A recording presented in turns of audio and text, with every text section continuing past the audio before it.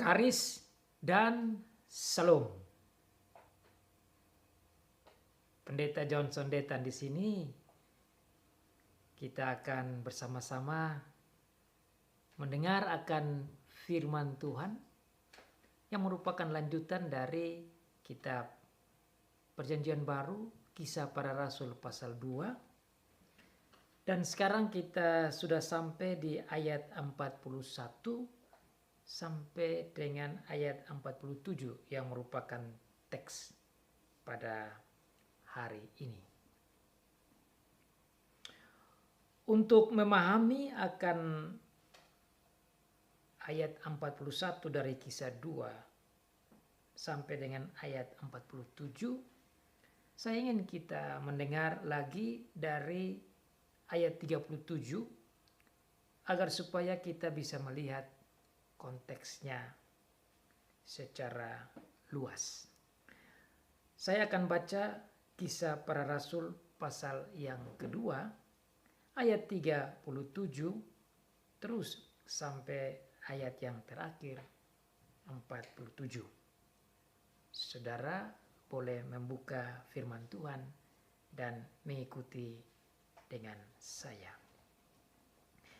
Kisah pasal 2 ayat 37.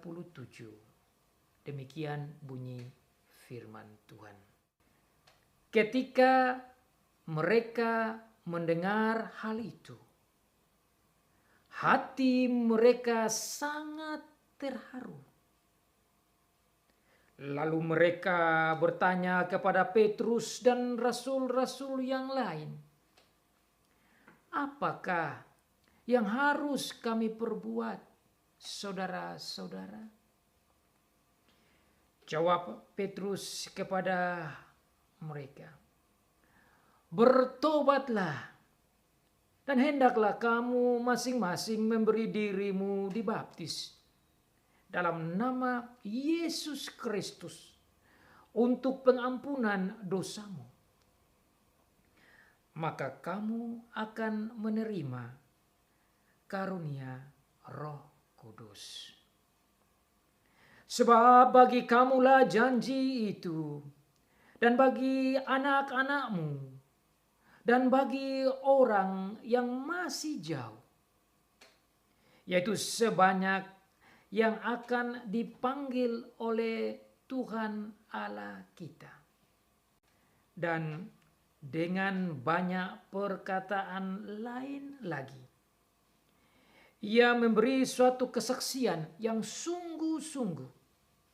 Dan ia mengecam dan menasihati mereka. Katanya, "Berilah dirimu diselamatkan dari angkatan yang jahat ini." Ayat 41. Orang-orang yang menerima perkataannya itu memberi diri dibaptis. Dan pada hari itu jumlah mereka bertambah kira-kira 3.000 jiwa. Mereka bertekun dalam pengajaran rasul-rasul dan dalam persekutuan. Dan mereka selalu berkumpul untuk memecahkan roti dan berdoa. Maka ketakutanlah mereka semua, sedang rasul-rasul itu mengadakan banyak mujizat dan tanda. Dan semua orang yang telah menjadi percaya tetap bersatu. Dan segala kepunyaan mereka adalah kepunyaan bersama. Dan selalu ada dari mereka yang menjual harta miliknya, lalu membagi-bagikannya kepada semua orang sesuai dengan keperluan masing-masing. Dengan bertekun dan dengan sehati mereka berkumpul tiap-tiap hari dalam bait Allah.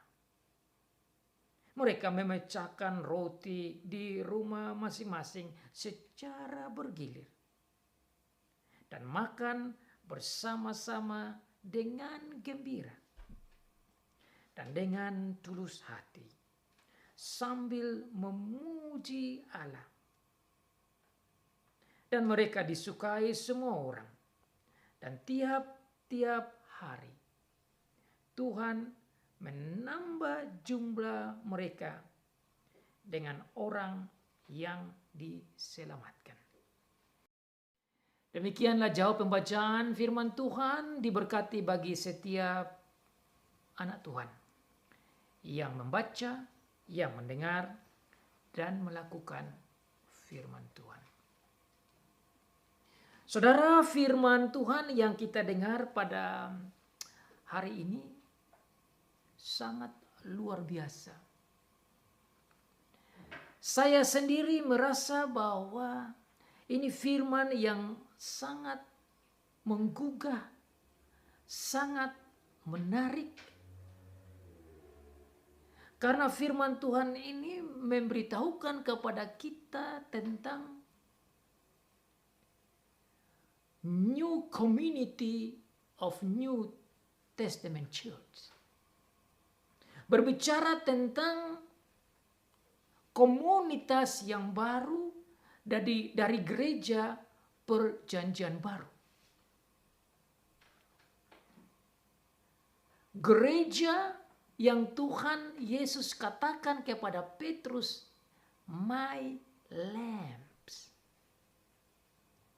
My lambs, yang artinya domba-dombaku yang masih muda, yang harus digembalakan, yang harus diberi makanan rohani oleh Petrus dan rasul-rasul. Nah, dalam Kisah Para Rasul pasal 2 inilah merupakan the first action of Apostle Peter and the other apostle to feed the lambs. Adalah merupakan aksi dan sikap tindakan pertama dari Rasul Petrus bersama dengan rasul-rasul yang lain di bawah bimbingan Roh Kudus, memberikan pengajaran, memberikan pengkhotbahan, memberikan makanan rohani kepada domba-domba Tuhan Yesus yang masih muda.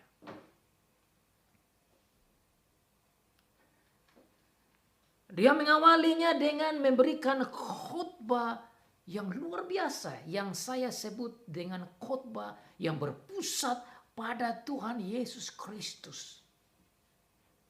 Christ-centered preaching.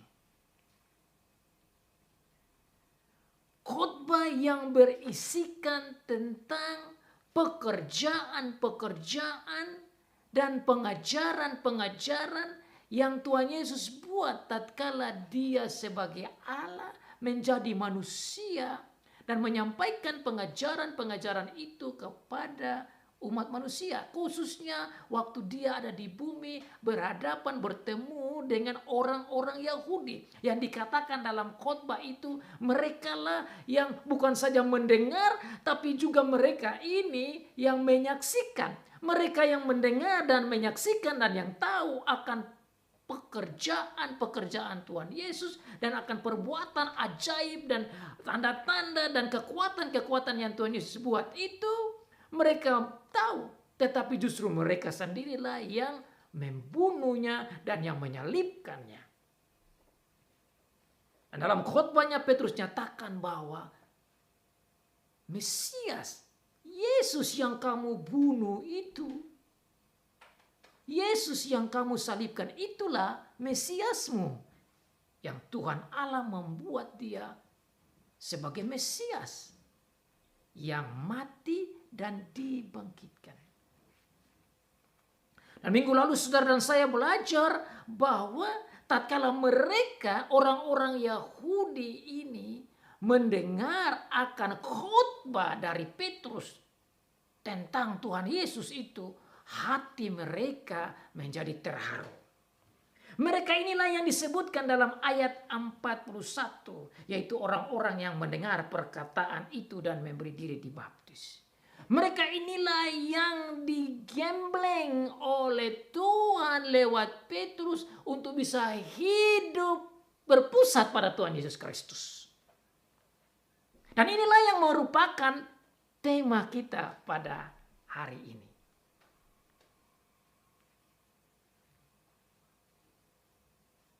Christ-centered life. Khotbah yang berpusat pada Kristus membuat orang hidup berpusat pada Kristus.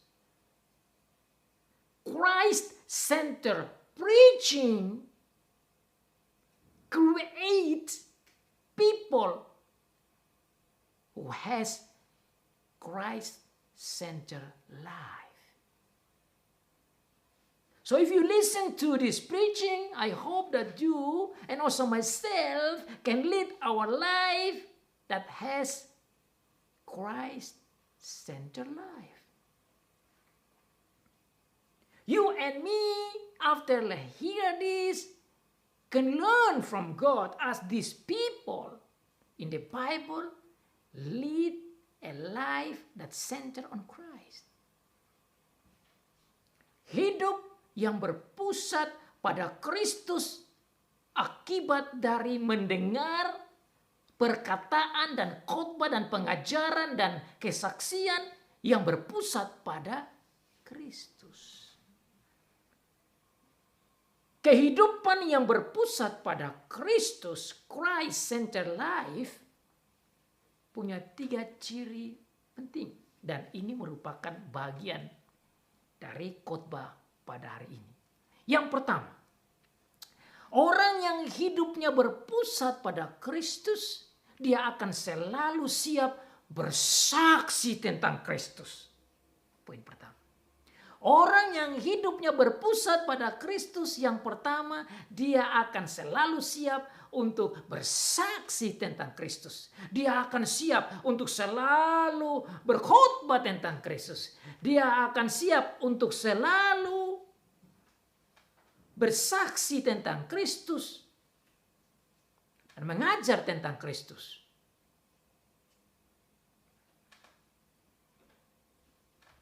Itu poin yang pertama.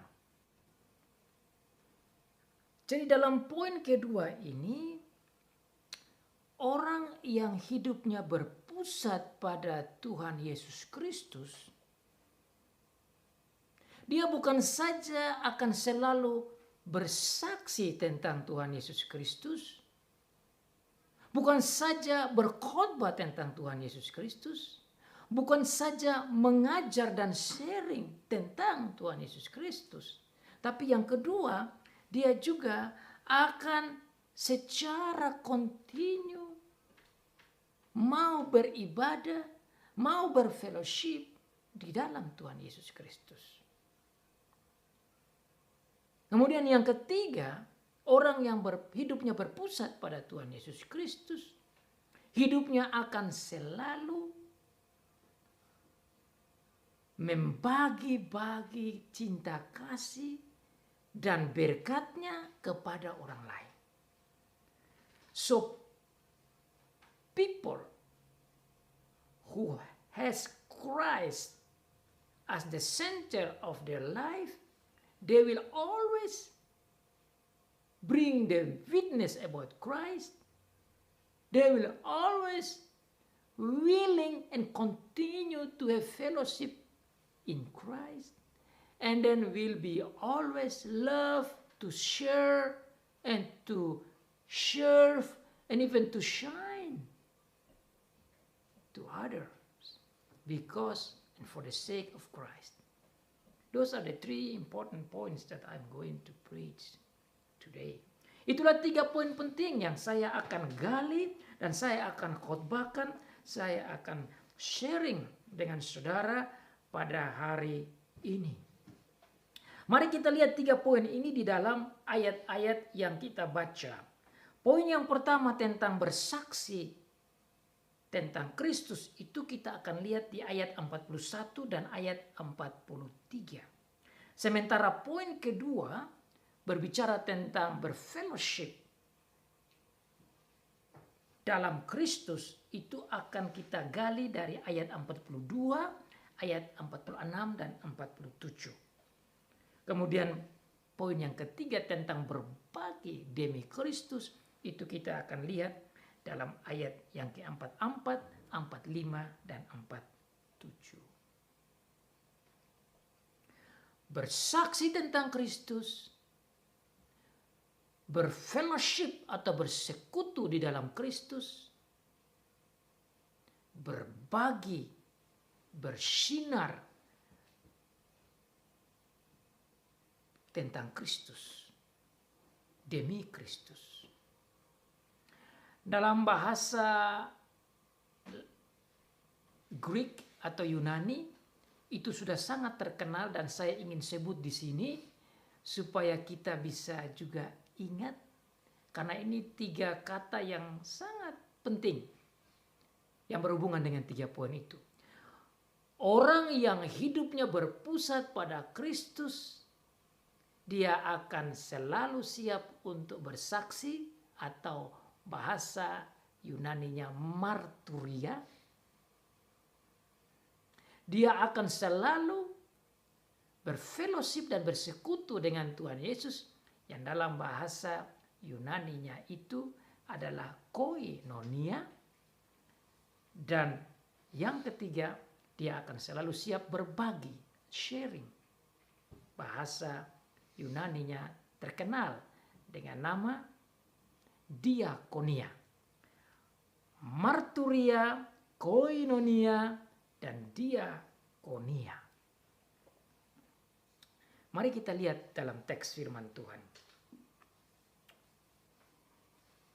Bersaksi, selalu siap bersaksi.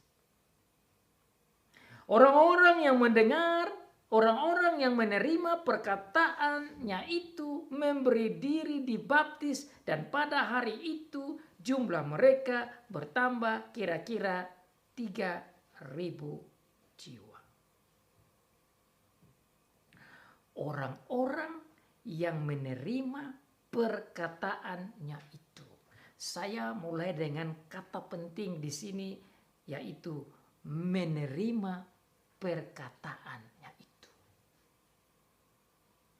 Those people who heard his message, his preaching, his witnesses.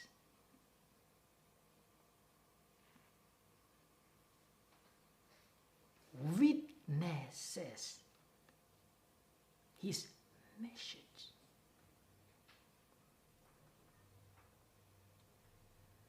Mereka yang menerima perkataannya itu. Ayat ini kita bisa mengerti lebih dalam dengan melihat ayat-ayat sebelumnya. Yaitu ayat yang ke-37 sampai dengan ayat yang ke-40. You can only understand verse 41 by seeing verse 37 to verse 40. Dalam ayat yang ke-37 dikatakan ketika mereka mendengar hal itu. Ketika mereka mendengar khotbah dari Petrus. Ketika mereka mendengar kesaksian dari Petrus. Ketika mereka mendengar witness and teaching of Apostle Peter.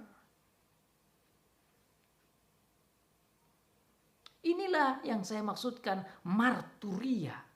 Ini yang saya maksudkan orang yang hidupnya berpusat pada Tuhan Yesus, dia akan selalu bersaksi. Selalu menyampaikan firman tentang Tuhan Yesus supaya orang-orang yang mendengar tentang Tuhan Yesus itu hidupnya berubah menjadi orang percaya dan menjadi hidup yang berpusat pada Tuhan Yesus Kristus. After listen to the preaching that focus on Christ, lead the people to live focus on Christ. Christ-centered life.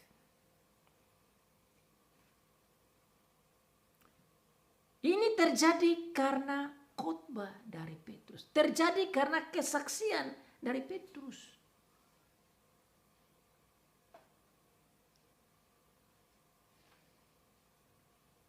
Perkataan-perkataan dari Petrus.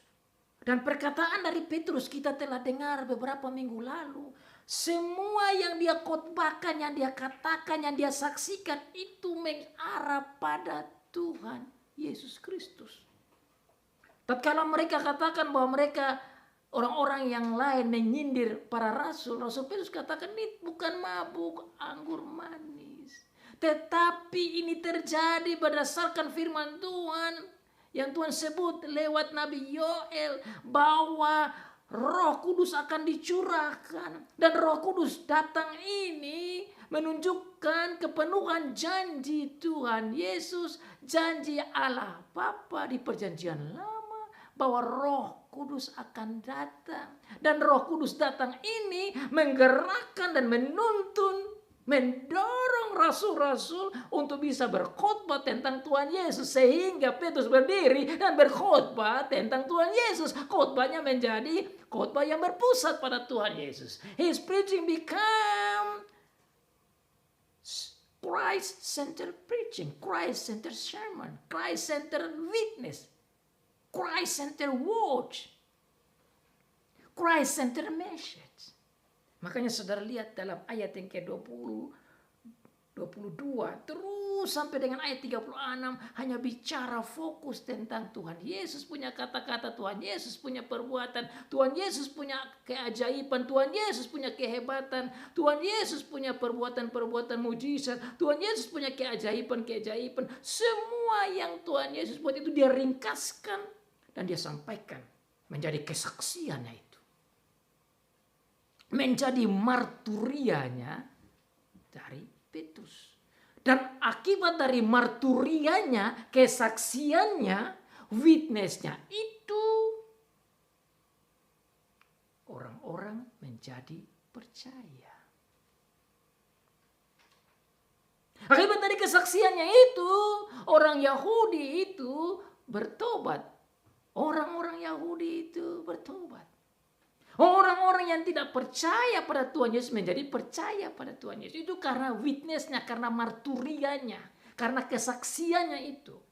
Yang berpusat pada Tuhan Yesus mengakibatkan orang menjadi percaya dan hidupnya menjadi berpusat pada Tuhan Yesus.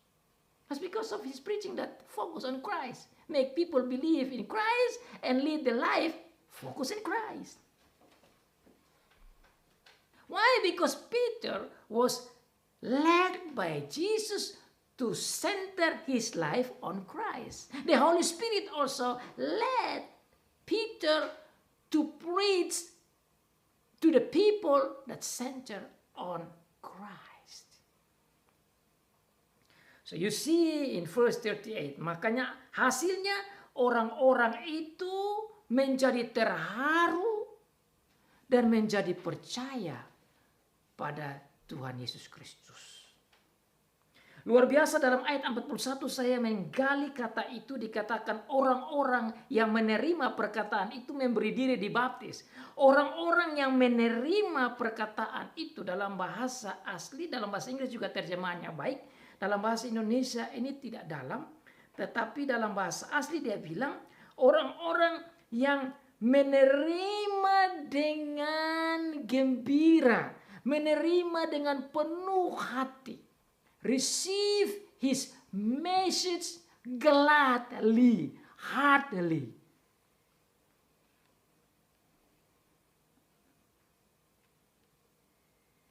Mereka menerima akan kesaksian dari Petrus dengan hati yang terbuka dan hati yang terpesona dan hati yang rela untuk percaya dan mengikuti. Sehingga dikatakan dalam ayat 37, 38, 39 itu menjelaskan bagaimana keadaan hati mereka sampai mereka katakan, what should we do then, brothers?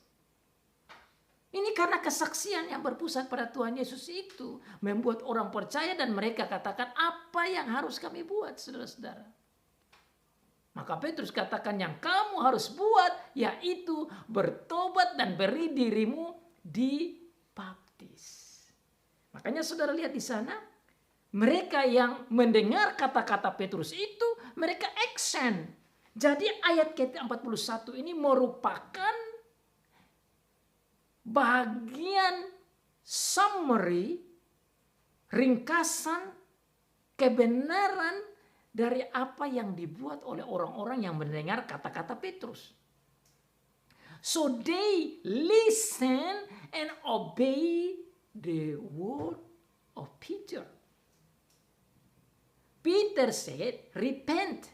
Peter said, give yourself to be baptized. And that's why now, those people who listen to Peter's preaching and witnessing, giving themselves to be baptized. Jadi ayat 41 merupakan bukti action dari orang-orang Yahudi itu melaksanakan apa yang Petrus katakan. Ini tanda-tanda orang yang hidup berpusat pada Kristus. These are the signs of people who live their life and lead their life focus on Christ. People who has Christ-centered life. Orang yang hidup berpusat pada Kristus ini begini. Setelah mendengar firman, bertobat.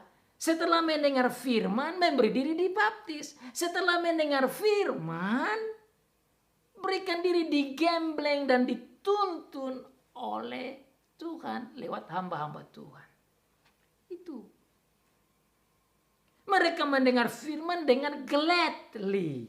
Dengan sukacita. Tidak ngomel-ngomel. Orang yang hidupnya berpusat pada Kristus tatkala dia mendengar firman. Mau sampai jam 2, jam 3, 4 jam, 5 jam, 10 jam. Dia gladly, dia bersukacita. Tidak ngomel-ngomel. Makanya saudara-saudara, kalau saudara dan saya mendengar firman dan saudara mulai mengeluh, itu saudara bisa renungkan sendiri dengan khotbah ini. Karena ciri khas orang yang hidupnya berpusat pada Kristus, dia akan mau sekali, siap sekali mendengar kesaksian-kesaksian tentang Tuhan Yesus Kristus.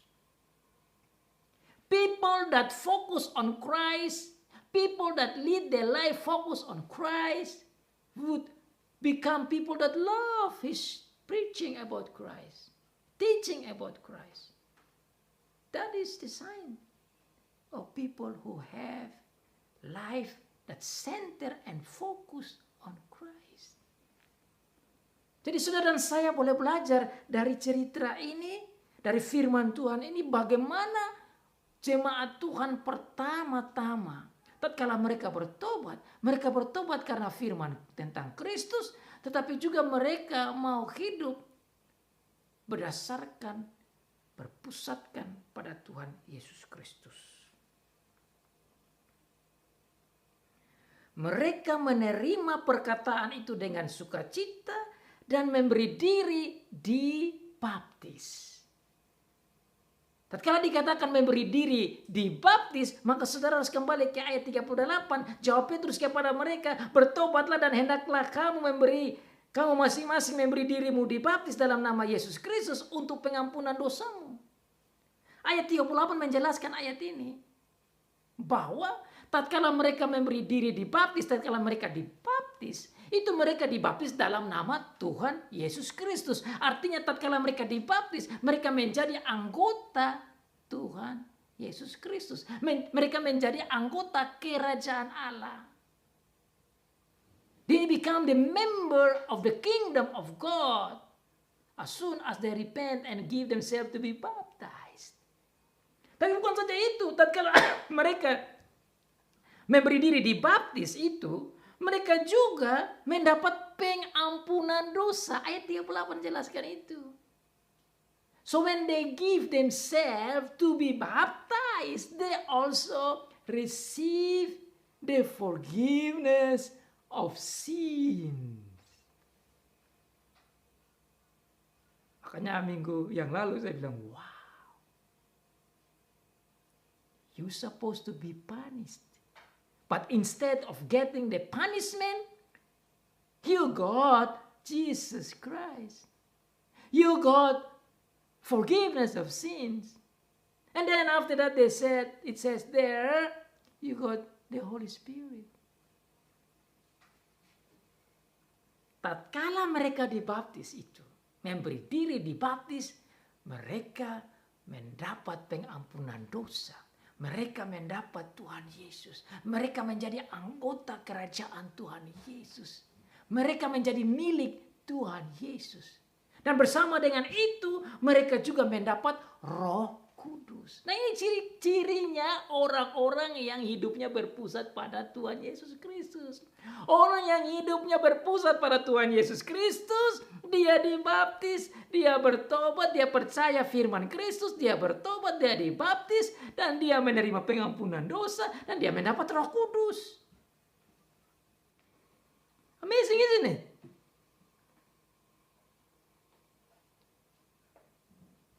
Amazing. Luar biasa. Hidup yang berpusat pada Kristus. Berdasarkan firman yang dikhotbahkan tentang Kristus. Mendapat pengampunan dosa. Menjadi anggota kerajaan Allah. Mendapat Roh Kudus. Itu ayat 38. Saudara dan saya yang mendengar ini, saudara boleh catat, ini kabar bagus, ini kabar baik, ini Injil. This is the good tidings. This is the good news. Why? Because you who has a Christ-centered life, you got Christ in your life, you got Himself, you got becoming member of His kingdom, you got the forgiveness of sins, and you got the Holy Spirit. And not only like that, it says also, you got the promise. Promise that God had promised long time ago. That is promise about the salvation in our Lord Jesus Christ. Orang-orang ini mendapat itu, tapi bukan orang-orang ini saja. Orang-orang yang kita sudah baca sebelum, ada yang orang dari Yerusalem, dari Yudea, Samaria, orang Partia, Media, Elam, Mesopotamia, Yudea, Pamfilia, Mesir, Libya, Roma, orang Arab, dan lain sebagainya. Orang-orang dari latar belakang ini yang mendengar firman Kristus, hidupnya menjadi berpusat pada Kristus dan menerima berkat-berkat surgawi ini. Kenapa ini terjadi? Karena witness, kesaksian, marturia yang berpusat pada Kristus. Bahwa marturia ini, kalau sudah lihat lagi dalam ayat selanjutnya, ayat 40, itu tidak dikatakan satu kali saja. Petrus tidak memberikan makan kepada mereka satu kali, tetapi diberikan makan ulang-ulang. Makanya dalam ayat 40 dikatakan, dan dengan banyak perkataan lagi, ia memberikan suatu kesaksian yang sungguh-sungguh, dan mengecam mereka, dan menasihati mereka. Katanya, berilah dirimu diselamatkan dari angkatan yang jahat ini. Dengan banyak perkataan lagi, ia memberi satu kesaksian. Marturia. Itulah ciri khas orang yang hidupnya berpusat pada Kristus, yaitu Petrus dan rasul-rasul. Mereka tidak berhenti berkhotbah dan bersaksi secara sungguh-sungguh, agar supaya orang percaya dan dibaptis dan diampuni dan menerima Roh Kudus dan menerima janji keselamatan. Itu. Sehingga apa yang terjadi? Mereka yang mendengar itu, jumlah mereka menjadi 3.000 orang. Itu banyak. Mereka bertambah kira-kira 3.000 jiwa. Dalam bahasa asli saya lihat dalam bentuk pasif. Sehingga mereka yang dibaptis itu ditambahkan oleh Tuhan. Makanya kata ini saya mau hubungkan dengan ayat yang terakhir, ayat 47. Bahwa mereka bertambah jumlahnya itu bukan karena kebolehan Petrus, bukan karena kebolehan rasul-rasul, bukan karena kehebatan dari orang-orang itu, tetapi Tuhan yang menambah jumlah mereka.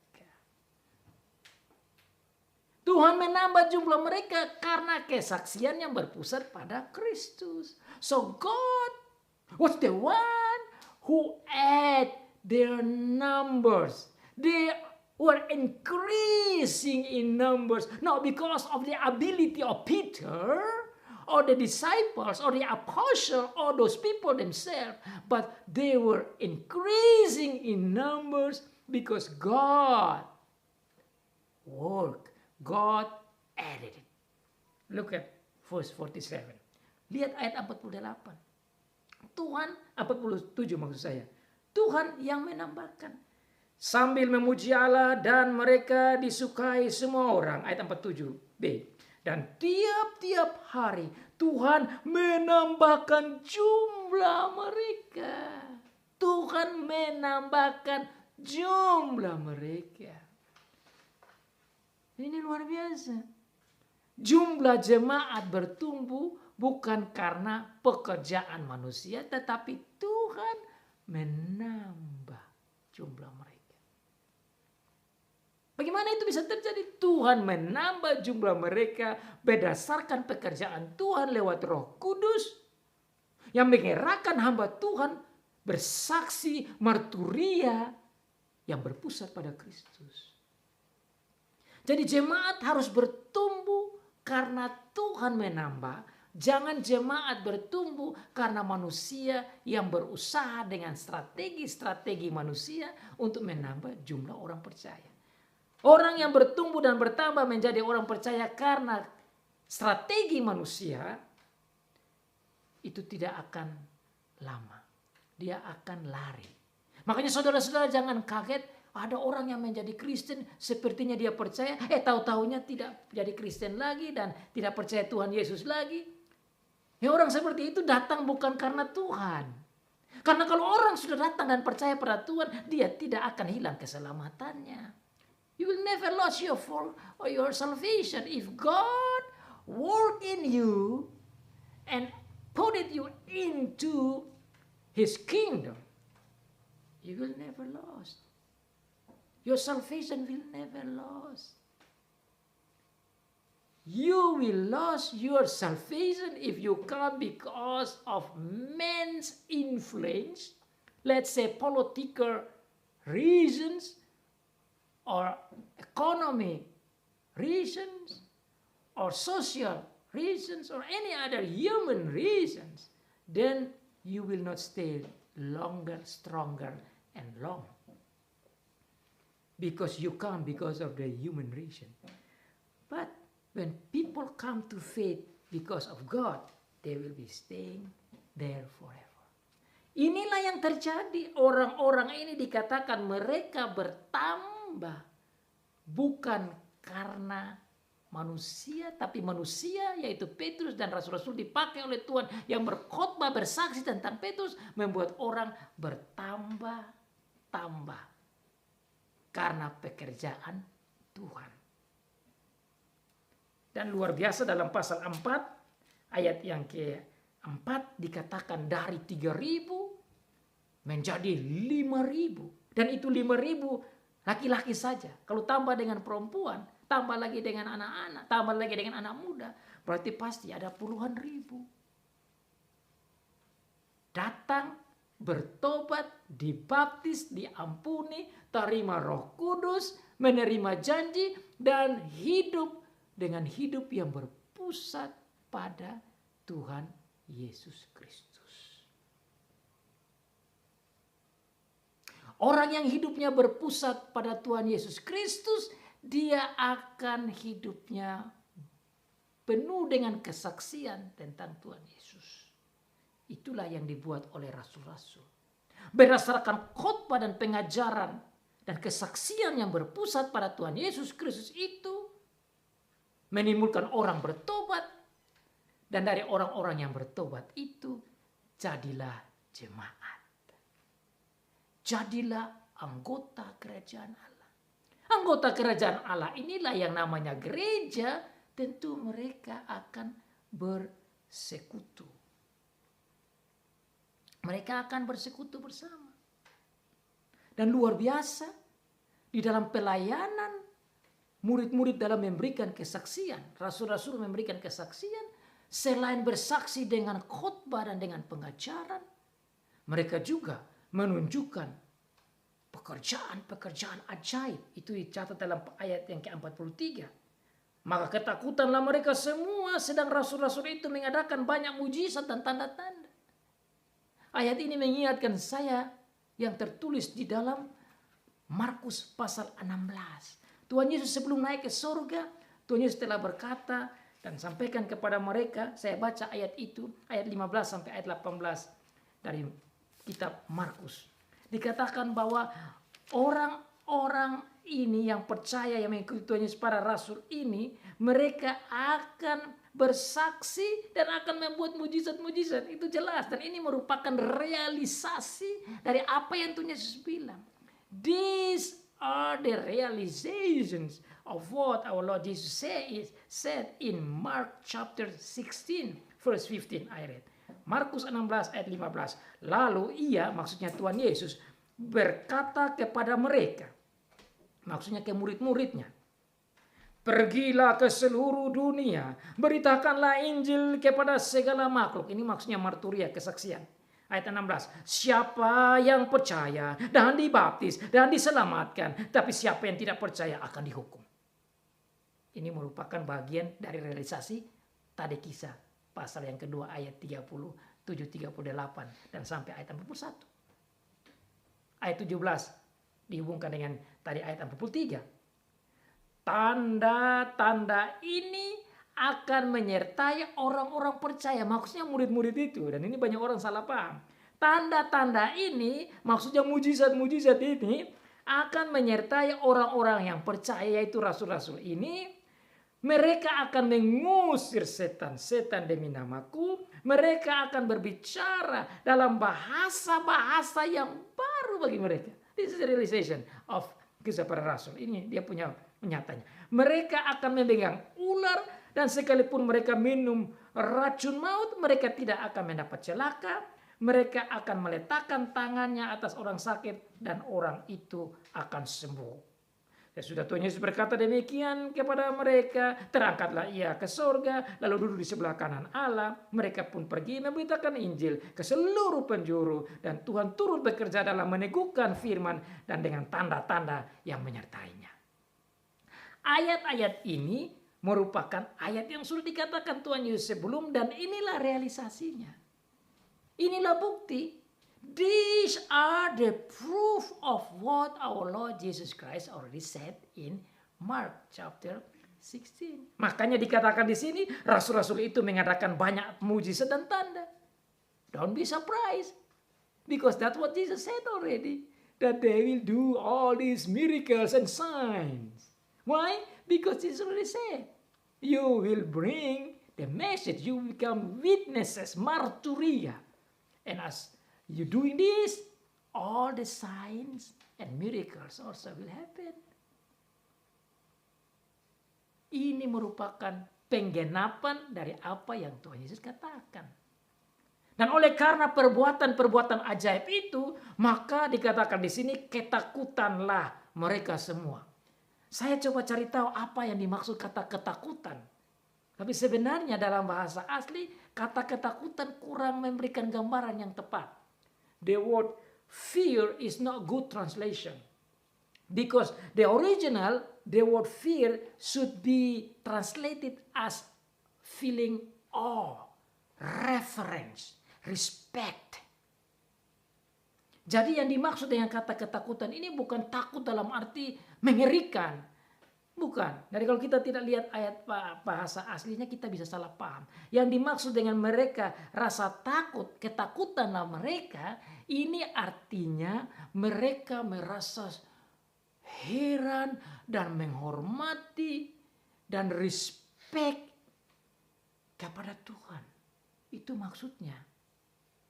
Karena kesaksian-kesaksian yang disertai dengan perbuatan-perbuatan ajaib itu membuat orang-orang ini, para orang percaya ini menjadi begitu hormat, begitu merasa agung kepada betapa hebatnya Tuhan Yesus dan Bapa dan Roh Kudus. Inilah ciri khas orang yang hidupnya berpusat pada Tuhan Yesus. Orang yang hidupnya berpusat pada Tuhan Yesus akan senang mendengar kesaksian, akan siap bersaksi, dan akan merasa hormat, merasa respect. Hatinya itu berubah untuk sangat merespek Tuhan dan hamba-hamba yang berkhotbah tentang Tuhan Yesus. Ini ciri khas orang yang hidup berpusat pada Tuhan Yesus Kristus.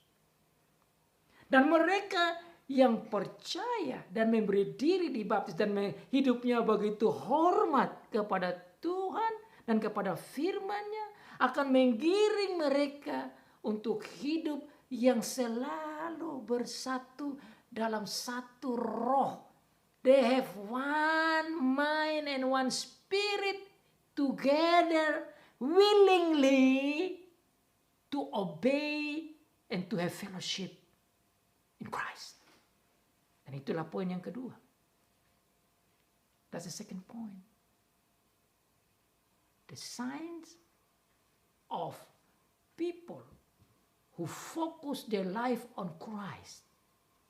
They will love to listen to the witness and preaching and teaching that focus on Christ, as well as willing to come together to worship God, to glorify God in their worship.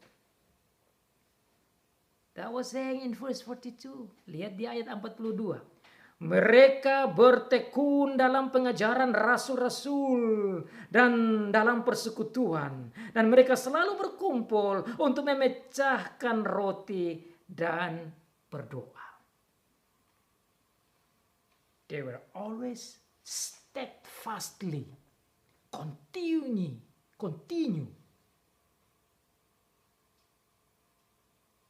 Listen to the teaching of the apostles.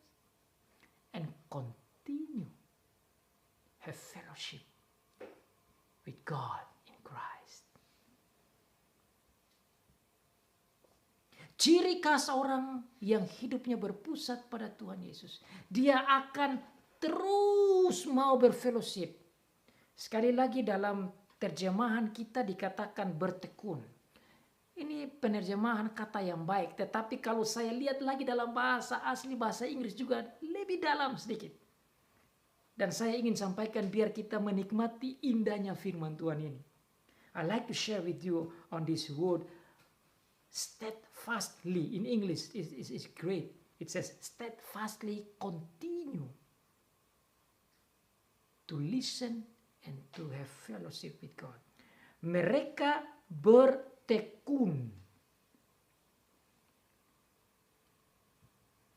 Kata tekun dalam bahasa asli mengajarkan bahwa mereka terus menerus, tidak berhenti. Karena kalau kita lihat saja kata bertekun, kita pikir mungkin waktu saat itu saja Petrus khotbah, Petrus bersaksi, kemudian selesai. Mereka betul tekun mendengar pada saat itu. Tetapi kata bertekun di sini bukan berarti bertekun pada satu hari pengajaran saja dan selesai. Tapi yang dimaksud dengan bertekun yaitu bertekun secara terus menerus dalam menghadapi sulit pun mereka ready, mereka siap untuk tetap bertekun, beribadah, berfellowship. Ini perlu kita catat. Orang yang hidupnya berpusat pada Tuhan Yesus, dia akan selalu siap untuk bertekun secara terus-menerus tanpa ada rasa malas dalam keadaan apapun. Dia selalu siap dan rindu untuk beribadah, untuk berfellowship dengan Tuhan. Dan berfellowship bersama-sama. Itu yang dimaksud. Nah, bagaimana itu bisa jadi connect? Coba kita lihat ayat 42 dengan ayat selanjutnya, yaitu ayat 46. Ayat 46, coba lihat di sana. Dengan bertekun dan dengan sehati mereka berkumpul tiap-tiap hari. Nah, saya mau lihat ayat 46 untuk menolong kita mengerti ayat 42. Karena kata bertekun, kalau kita hubungkan dengan kata tiap-tiap hari, ini menunjukkan suatu kontinuitas, suatu kelanjutan terus-menerus yang tidak berhenti. Dengan demikian, kita bisa bayangkan bahwa orang-orang percaya ini, mereka tidak datang bertemu dengan Tuhan dan beribadah dan berfellowship bukan satu hari atau satu minggu sekali. Wow. Every day. Itu yang dimaksud dengan bertekun. Every day, look at that, verse 46. Steadfastly continue in one mind, come together every day in the temple of God. Tiap hari mereka datang dan berkumpul dan menyembah Tuhan. Tentu saja mendengar firman Tuhan, mendengar kesaksian daripada rasul-rasul tiap-tiap hari. That means every day. Monday, Tuesday, Wednesday, continue. Go to God's house. Wow. So how about us? Bagaimana dengan kita? Wah, kita kalau pendeta khotbah sudah 1 jam, apalagi kalau lebih dari 1 jam. Mau pulang saja. Apakah ini hidup yang berpusat pada Kristus? Orang-orang ini yang berpusat pada Kristus tiap-tiap hari. Every day. Amazing, isn't it? Ini orang-orang yang dulu membunuh Tuhan Yesus, yang menyalibkan Tuhan Yesus, yang menolak Tuhan Yesus. Sekarang tatkala mereka terbalik, bertobat dan percaya, hidup mereka berubah menjadi new creation. And now they come to worship Christ every day. Every day. That means every day they listen to the preaching. That means every day they listen to the witness. That means every day they listen to the marturia. Tiap-tiap hari mereka berkumpul di bait Allah. Dihubungkan dengan ayat 42, mereka bertekun dalam pengajaran rasul-rasul. The teaching of the apostles. And the teaching of apostles is nothing else than the teaching about Jesus. The teaching of the apostle is nothing else. The teaching about his birth and his life and his teaching and his action and his suffering and his death and his resurrection and his ascended to heaven and his power and his govern and all the amazing thing of Jesus. Those are the teaching. And they love to hear that. And you and me. Kita semua juga harusnya begitu. Ada satu semangat dan kerinduan dan keinginan untuk selalu mendengar tentang khotbah dan pengajaran dan kesaksian tentang Tuhan Yesus tiap-tiap hari. Wah, kalau zaman ini bagaimana bisa tiap-tiap hari? Sulit kita. Kenapa? Waduh, ada games. Waduh, ada YouTube. Waduh, ada WA. Aduh, ada sosial media. Aduh, ada macam-macam program kita. Bagaimana kita bisa begini? Nah, ini perlu kita renungkan dan kita pikirkan. How can we do that? Bagaimana kita bisa begitu? Makanya saudara, dengan corona datang ini, itulah cara Tuhan. Izinkan corona supaya kita observe kembali, lihat kembali waktu-waktu kita. How much time we use for martyri? How much time we use for koinonia? How much time we use for diakonia?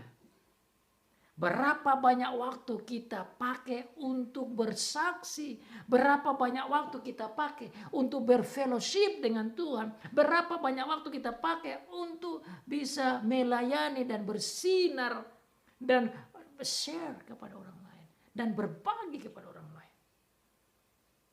Makanya kalau datangnya corona, kita jangan kaget. Sehingga kita boleh merefleksikan lagi dan melihat kembali apa maksud Tuhan di balik datangnya corona. Marilah kita hitung waktu kita. Apakah kita pakai dengan berpusat pada Kristus? Atau hidup kita lagi berpusat pada sesuatu yang lain yang bukan pada Kristus? Begitulah dunia sekarang. Setan dengan strateginya dia mau supaya kita jangan berpusat pada Kristus, tapi berpusat pada game. Jangan berpusat pada Kristus, tapi berpusat pada makan minum. Jangan berpusat pada Kristus, tapi berpusat pada uang. Jangan berpusat pada Kristus, tapi berpusat pada sosial. Jangan berpusat pada Kristus, tapi berpusat pada hal-hal bersifat psikologi. Jangan berpusat pada Kristus, tapi berpusat pada bisnis. Jangan berpusat pada Kristus, tapi berpusat pada politik. Jangan berpusat pada Kristus, tapi berpusat pada piknik. Jangan berpusat pada Kristus, tapi berpusat pada diri sendiri. Jangan berpusat pada Kristus, tapi berpusat pada pendidikan. Jangan berpusat pada Kristus, tapi berpusat pada hal-hal humanistik. Hal-hal yang bersifat duniawi.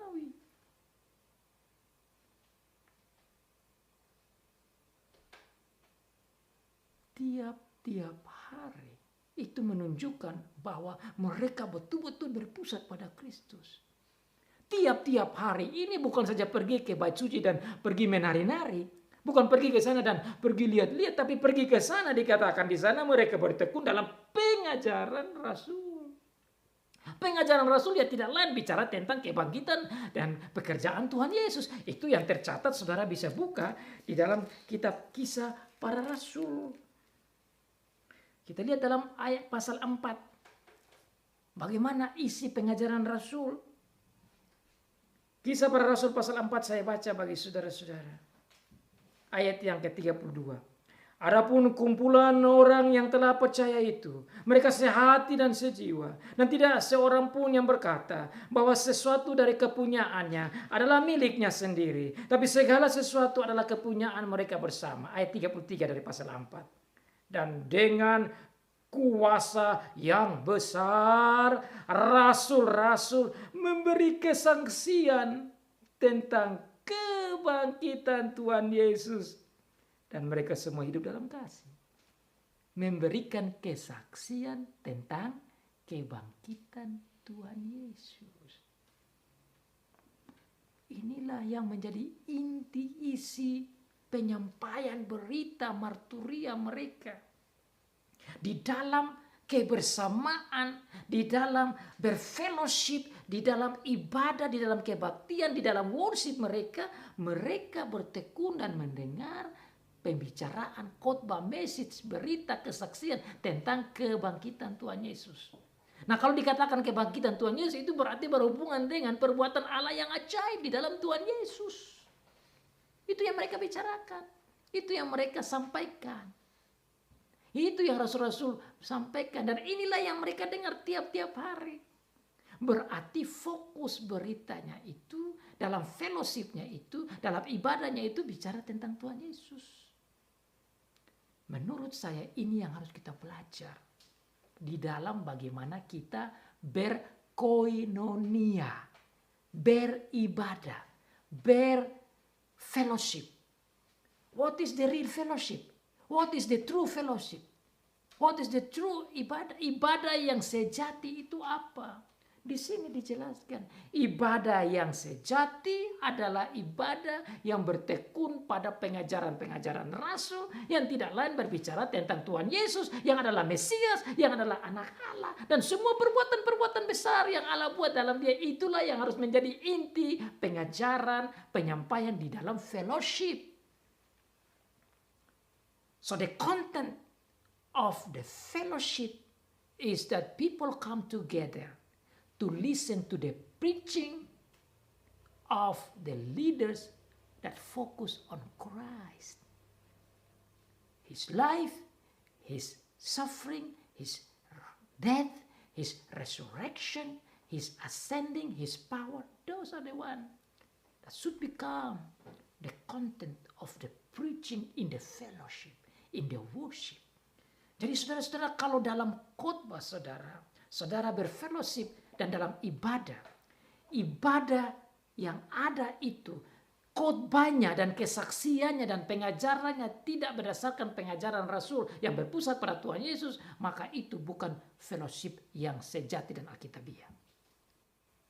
Jadi kalau saudara mendengar pengkhotbah yang isi khotbahnya tidak berbicara tentang Tuhan Yesus sebagai pusat dalam khotbahnya, menurut saya itu adalah pengkhotbah yang tidak tahu diri. Menurut saya itu bukan pengkhotbah yang alkitabiah. Menurut saya itu bukan pengkhotbah yang alkitabiah dan yang surgawi. Karena pengkhotbah yang alkitabiah yaitu yang cocok dengan apa yang Rasul Petrus buat. Karena memang di sini jelas Rasul Petrus juga sendiri tidak berkhotbah tentang dirinya, tentang istrinya, anak-anaknya.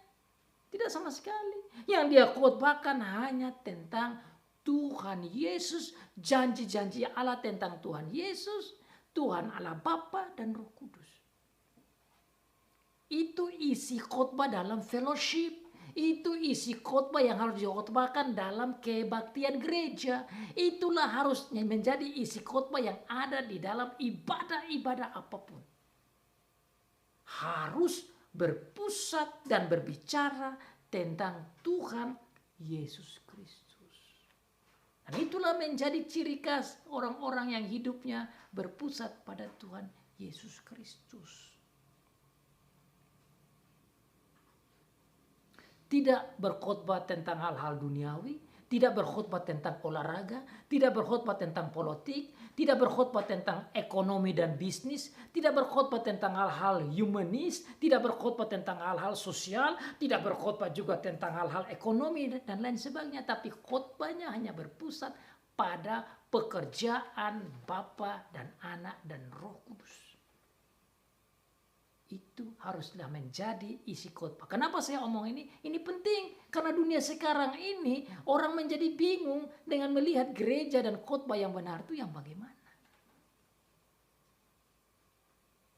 Hari ini saudara bisa belajar ciri khas orang yang mau hidup berpusat pada Kristus. Dia mau mendengar khotbah-khotbah dalam kebaktian, dalam gereja yang berpusat pada Kristus. Karena Tuhan Yesus juga bilang begitu kepada murid-murid waktu Petrus dia tanya, siapakah aku? Dia bilang, engkau Mesias anak Allah yang hidup.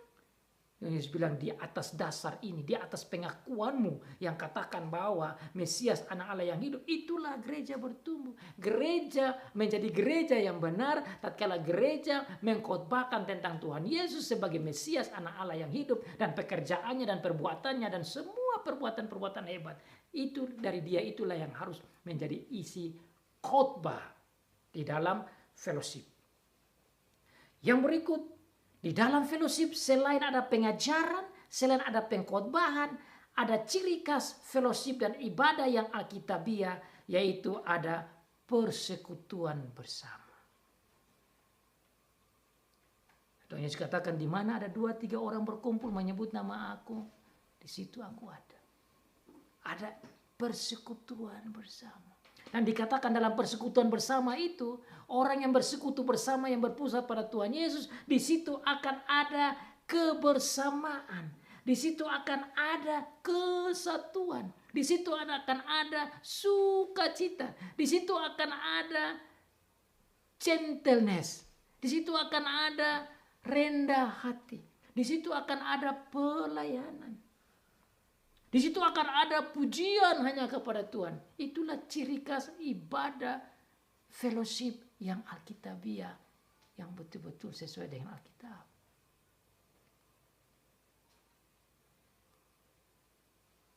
Makanya dikatakan di sana, mereka bertekun dalam pengajaran Kristus, pengajaran dari rasul-rasul, tapi juga di dalam persekutuan. Makanya saudara lihat di sana dalam ayat selanjutnya dikatakan bahwa mereka yang percaya itu, mereka bersatu. Mereka yang percaya itu, mereka bersuka cita. Jadi bagi saya, menurut saya, ciri khas ibadah dan kebaktian Alkitabiah, fellowship yang Alkitabiah itu, tatkala orang-orang yang datang berkumpul, mereka berkumpul dengan penuh sukacita, mereka berkumpul dengan penuh kebersamaan, mereka berkumpul dengan penuh kasih, mereka berkumpul dengan kedamaian, mereka berkumpul dengan hati surgawi. Itu tanda ciri khas persekutuan, koinonia, ibadah yang surgawi dan Alkitabiah. Makanya saudara-saudara heran kalau orang ke gereja, terus langsung duduk, terus dia pulang, terus tidak ada ungkapan sukacita di sana. Apalagi kalau datang di gereja dan mukanya kering seperti pepaya rusak. Apalagi kalau dia datang seperti singa yang mau memakan orang. Ini ciri khas gereja yang sangat tidak membangun. Gereja yang Alkitabiah seperti dikatakan di sana, mereka bersukacita bersama. Bagaimana bisa bersukacita? Bersukacita, sukacita hanya ada kalau ada kedamaian. Kedamaian hanya bisa ada kalau ada kasih. Kasih dan lain sebagainya itu ada kalau ada rendah hati, tidak ada kepentingan diri, ada gentleness, ada softness, ada goodness, ada kebaikan, ada kesetiaan, ada buah-buah roh. Disitulah ciri khas fellowship, koinonia, penyembahan, kebaktian, ibadah yang sejati. Dan bersama dengan itu dikatakan mereka berkumpul dan memecahkan roti. Di dalam ayat yang ke-42. Ciri khas ibadah yang sejati, worship, penyembahan yang sejati, ada pengkhotbahan, ada kesaksian, ada fellowship yang Alkitabiah, dan ada sakramen. Dikatakan di sini sakramennya yaitu pemecahan roti. Dalam bahasa Indonesia tidak terlalu dalam, tapi dalam bahasa asli itu dikatakan menuju kepada pemecahan roti yang dihubungkan dengan pekerjaan Tuhan Yesus yang memberikan dirinya, hidupnya mati, tubuhnya dipecah-pecahkan untuk keselamatan umatnya. Jadi orang-orang ini yang telah bertobat ini, mereka yang setia tiap hari datang ibadah, datang di rumah Tuhan, mereka mendengar firman Tuhan, dan mereka menjalankan sakramen. Tentu di atas tadi sudah ada sakramen baptisan, tapi di sini bicara tentang sakramen perjamuan kudus. Jadi mereka tidak saja mendengar firman yang tidak kelihatan, yaitu yang disampaikan dengan mulut atau khotbah, tapi mereka juga menikmati firman yang kelihatan, yaitu dalam bentuk roti. Roti melambangkan tubuh Tuhan Yesus. Jadi tidak saja dengar, tapi juga melihat. Dengan roti itu mengingat mereka akan kematian Tuhan Yesus. Roti itu mengingat mereka akan kesengsaraan Tuhan Yesus. Roti itu mengingat mereka pada kasih Tuhan Yesus yang rela mati di kayu salib demi keselamatan mereka. Lihat, pusat pada Tuhan Yesus lagi. Pusat pada khotbah tentang Tuhan Yesus, tapi juga pusat pada sakramen yang Tuhan Yesus berikan. Di Di dalam pengajaran selanjutnya dikatakan bahwa mereka memecahkan roti bukan saja di bait Allah, tapi juga dikatakan dalam ayat 46, mereka memecahkan roti di rumah masing-masing. Wow. Look at that. These guys really put their time amazingly for God. Waktu mereka begitu banyak dibuat untuk Tuhan, dikasih untuk Tuhan. Tiap-tiap hari ke bait Allah, sudah begitu lagi, tiap hari bergilir lagi di rumah-rumah dan makan bersama dan memecahkan roti. Ayat 46 saya baca. Dengan bertekun dan dengan sehati mereka berkumpul tiap-tiap hari dalam bait Allah dan mereka memecahkan roti di rumah masing-masing secara bergilir. That means one by one, house by house, they come together and they eat together and they have the broken of the bread together. That's beautiful. That's fellowship. That's not only fellowship together, but also they remember of the death of our Lord Jesus Christ. Secara bergilir dan makan bersama-sama dengan gembira. Look at that. Dengan gembira. Kata gembira ini menunjukkan suasana hati yang luar biasa. Kenapa mereka bergembira? Karena mereka mengerti, mereka sudah diampuni, mereka menerima Tuhan Yesus menjadi anggota kerajaan Allah, mereka mendapat Roh Kudus, mereka mendapat janji, mereka dapat keselamatan. Oleh karena pemahaman inilah yang membuat mereka rela untuk secara kontinuitas, terus menerus apapun terjadi. Mereka ready untuk berkumpul, untuk berfellowship, untuk mendengar kesaksian. Dan untuk menjalankan sakramen, untuk memecahkan roti, untuk mengingat akan kematian Tuhan Yesus. Itulah tanda-tanda ciri khas orang yang hidupnya berpusat pada Kristus oleh karena khotbah-khotbah yang berpusat pada Kristus disampaikan dan dipercayai. Sekarang saudara dan saya juga aplikasinya bagi kita. Kalau kita percaya Tuhan Yesus, ini merupakan satu pengajaran yang penting bagi kita. Bagaimana kita bisa bersukacita bersama berdasarkan pengajaran yang diberikan bahwa kita diselamatkan dan diampuni dan menerima Roh Kudus, dan janji itu membuat kita bersukacita. Nah, sekarang bagaimana bersukacita di tengah coronavirus? Bagaimana kita bisa bersukacita di tengah-tengah COVID-19 yang begini bertumbuh-tumbuh? Saudara ikut berita terjadi COVID-19 sekarang hampir 3.000. Berarti bertumbuh. Nah, pertanyaannya bagaimana kita bisa bersukacita in the middle of the growing of COVID-19 cases? You can only be happy and you can only be able to face this and feel strong spiritually, psychologically, unless you understand this scripture teaching. Saudara dan saya hanya bisa menjadi kuat dan menjadi bergembira dan tidak takut dan tidak khawatir kalau kita seperti orang-orang ini yang bertobat dan yang mengerti bahwa mereka diselamatkan menjadi anggota kerajaan Allah, mendapat Roh Kudus dan diampuni. Itulah dasar sukacita yang harus membuat kita juga saat ini bersukacita in the middle, di tengah-tengah COVID-19. Bukan saja COVID-19, keadaan ekonomi juga di mana-mana menjadi terganggu. Ini juga bisa mengganggu keadaan mental dan jiwa kita. Kita bisa menjadi khawatir dan panik dan takut dan bingung dan gelisah dan bimbang, gulana. Kenapa? Karena peristiwa-peristiwa seperti ini bisa mengganggu kita.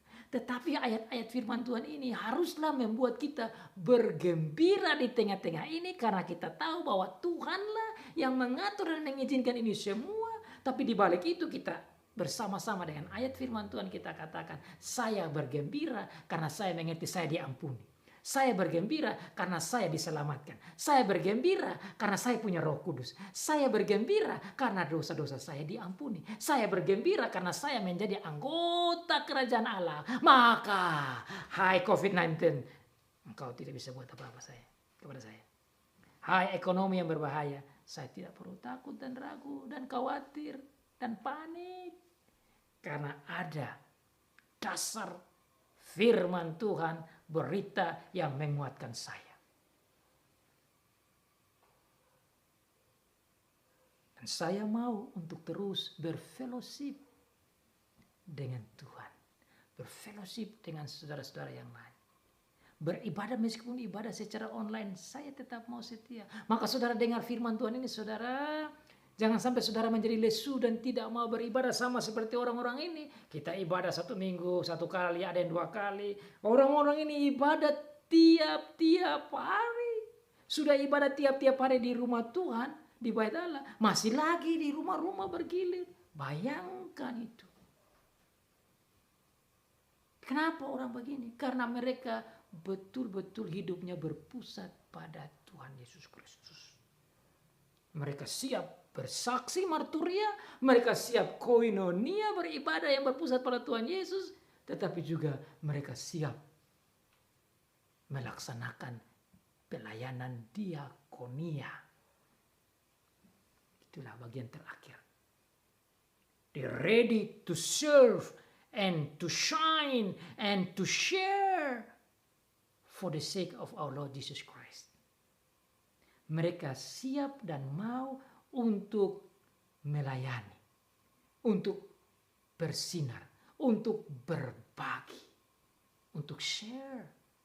Dan saya belajar lagi di sini saudara-saudara, cara mereka share, cara mereka melayani satu sama lain. Waduh, ini sangat luar biasa. Dan tidak semua orang bisa buat begini. Kita sekarang pun tidak bisa buat begitu. Satu pengajaran dan cara pimpinan Tuhan yang super luar biasa. Kenapa? Dikatakan bahwa semua orang yang menjadi percaya itu mereka bersatu, sehati, dan segala kepunyaan mereka adalah kepunyaan bersama. Wow. All what they have becoming a common prosperity, common good, general property.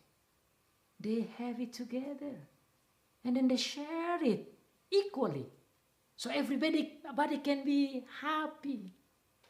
Ini luar biasa cara mereka saling melayani.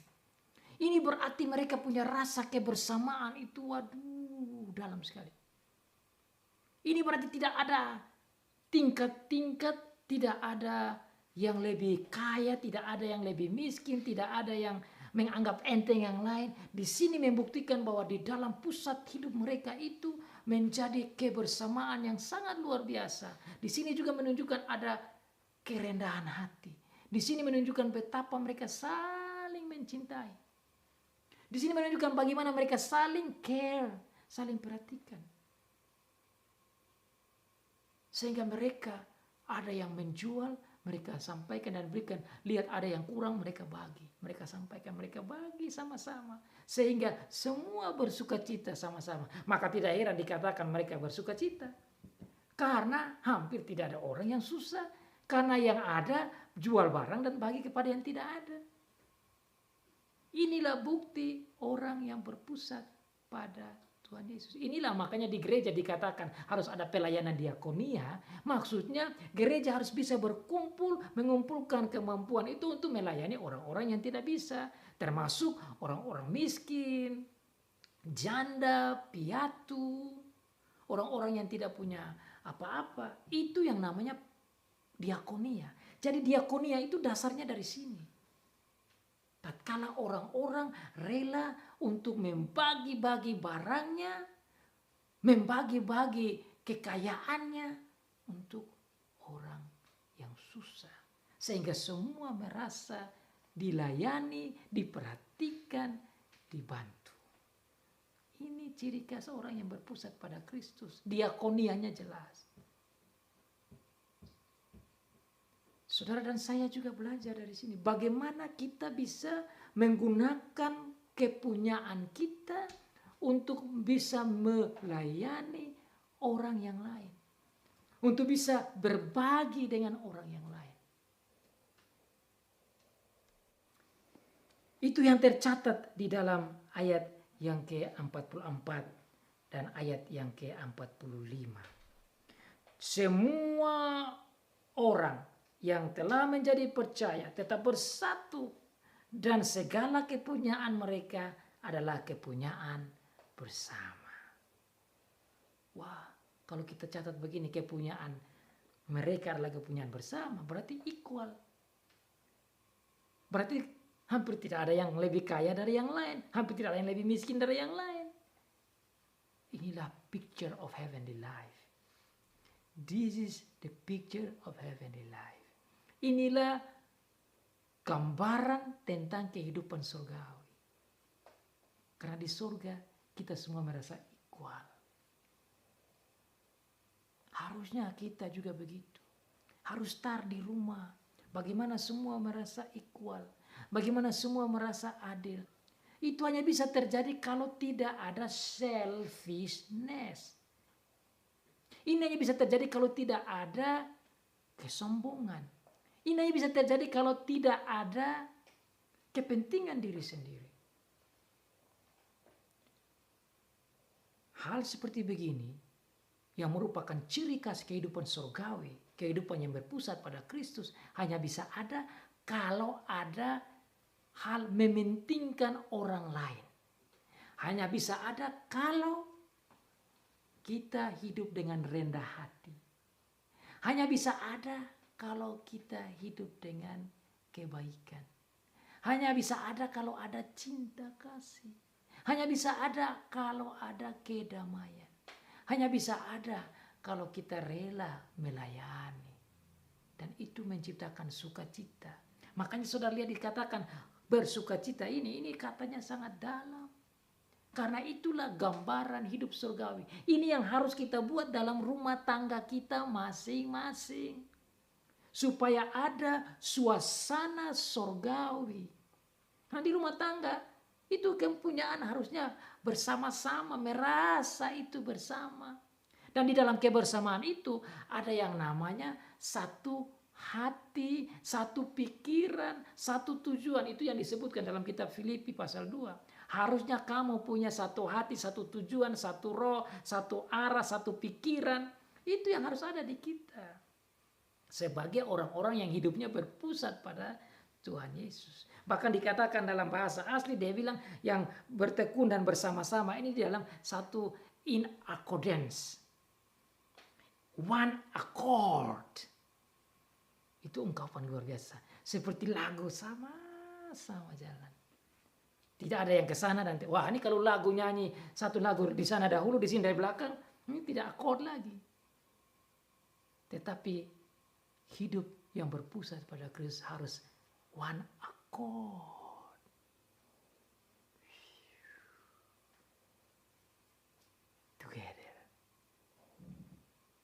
Together. Itu ciri khas kehidupan surgawi. Dan itulah yang di surga begitu. Orang yang begini, yang kita hidup kayak beginilah yang bisa menjadi semacam power untuk menarik orang lain untuk bisa datang dan mencari tahu kenapa orang-orang percaya Tuhan Yesus kayak begini. Sehingga kita bisa bersaksi, kita bisa bermaturia kalau kita bersama. Kita bisa berfellowship dengan baik kalau kita mengerti ini. Dan kita punya fellowship akan sangat luar biasa kalau fellowship kita itu in one accord. Dan kalau kita jalankan dalam pelayanan ini dengan baik secara diakonia, orang-orang akan menikmati pelayanan kita.